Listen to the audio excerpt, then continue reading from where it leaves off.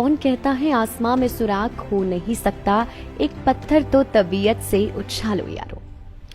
हिमाचल प्रदेश के मुख्यमंत्री ठाकुर सुखविंदर सिंह सुक्खू की तासीर कुछ ऐसी ही है। वे कुछ अलग हटकर करने का माता रखते हैं, इसलिए एक के बाद एक ऐतिहासिक फैसले ले रहे हैं। प्रदेश मंत्रिमंडल की पहली बैठक ओल्ड पेंशन योजना के नाम रही थी, तो दूसरी बैठक चिल्ड्रंस ऑफ स्टेट यानी अनाथ बच्चों को समर्पित रही।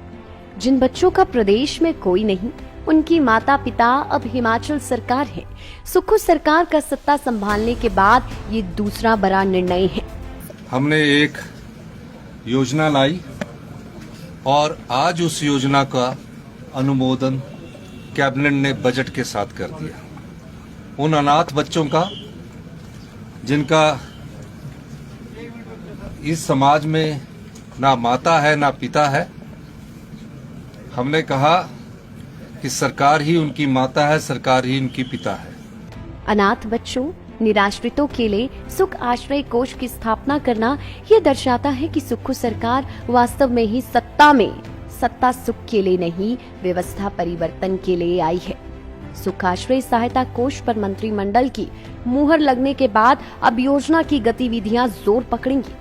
निराश्रितों को सुख का आश्रय प्रदान करने के लिए सुक्खू सरकार ने जहां 101 करोड़ रुपए का सहायता कोष स्थापित किया है, वहीं मुख्यमंत्री के आग्रह पर दानी सज्जन भी खुलकर अंशदान दे रहे हैं।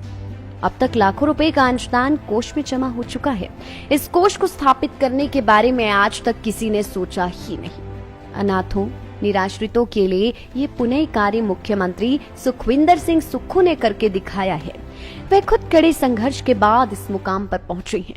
उन्होंने विद्यार्थी जीवन में अनाथ बच्चों के मन की पीड़ा देखी है, इसलिए वे चाहते हैं कि उनकी सरकार में किसी अनाथ को माँ बाप और अपनत्व की कमी महसूस न हो। प्रदेश सरकार ने लगभग 6000 जरूरतमंद बच्चों को गोद लिया है।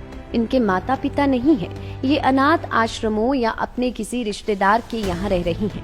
इन बच्चों के लालन पालन के लिए स्थापित सुख आश्रय कोष में मुख्यमंत्री ने अपना 1 माह का पूरा वेतन और सभी कांग्रेस विधायकों ने 1-1 लाख रुपए का अंशदान दिया है। ये करुणा नहीं, जरूरतमंदों का अधिकार है।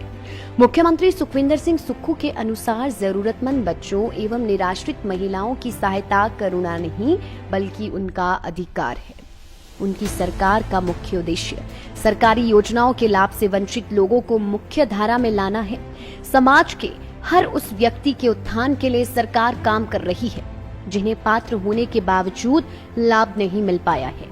दूरदर्शी सोच से स्थापित मुख्यमंत्री सुख आश्रय सहायता कोष व्यवस्था परिवर्तन की दिशा में मील का पत्थर साबित होगा। योजना के जरिए ये सुविधाएं मिलेंगी। सरकार जरूरतमंद बच्चों का IIT, IIM, AIIMS, IIIT, polytechnic कॉलेजों, ITI में दाखिला कराएगी। उनकी शिक्षा का पूरा खर्चा सरकार वहन करेगी। अनाथ बच्चों की करियर काउंसलिंग कराई जाएगी। सरकार इन्हें प्रबुद्ध व्यक्तियों की मेंटरशिप दिलाएगी। आवासीय कोचिंग इन बच्चों को मिलेगी।